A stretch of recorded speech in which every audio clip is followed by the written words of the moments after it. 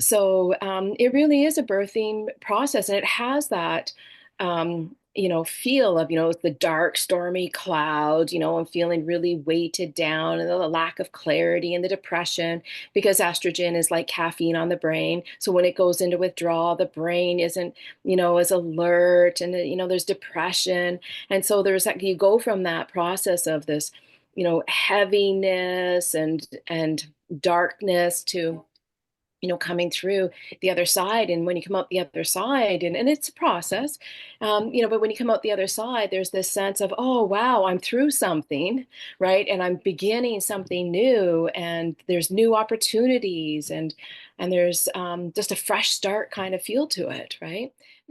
I see it as a time in life when we can be proud to be an elder, in a society where, youth and beauty is what's valued. And in this process, we come through and we really realize, no, we earn every one, of these gray hairs. We earn these wrinkles, right? And to own it, right? So I really do see it as it's a real birthing process and experience.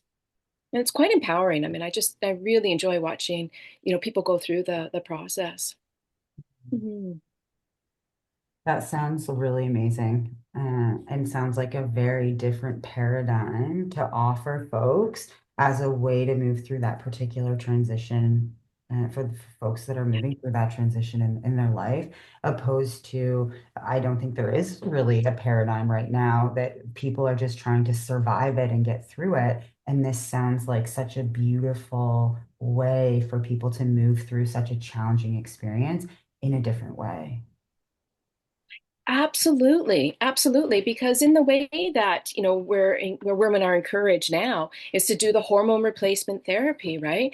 But what that does is it keeps you stuck in that, that productive time of our life paradigm, right? It keeps us thinking in those, because these hormones really do impose themselves onto our psyche, onto our consciousness. So they keep us stuck in the paradigm of, we got to be productive. We got to be, so reproductivity can be children. It can also be businesses. It can be art. It can be different things. And so it keeps us, stuck in that paradigm of, we got to be productive all the time, right? When I'm not so sure that, I mean, look what happens when we're productive all the time, when we expect our economy to be going up all the time, right? It depletes, and it's just not sustainable. And so it's a process that's coming for women. I mean, I've never seen a 90-year-old still menstruating. It doesn't happen. Like it's a process that's going to happen for people. And so why keep people stuck in it? Right? Like the HRT does. And now I get it, that I absolutely understand that, progesterone and estrogen, these reproductive hormones have natural anti-inflammatory properties and other, therapeutic properties, of course, right? And they essentially what they do is they slow down our biodegrading process. Right. I mean, that's part of the job of these reproductive hormones, is to keep us around long enough to raise our offspring, right? And then they, go into retirement when the offspring's, on their way. So I get it that for some people, if they have a lot of inflammation in their body or a lot of health problems, that when these hormones go into withdrawal, can be very, very hard on the body. So I understand that. I'm not anti HRT. I understand it has a time and a place.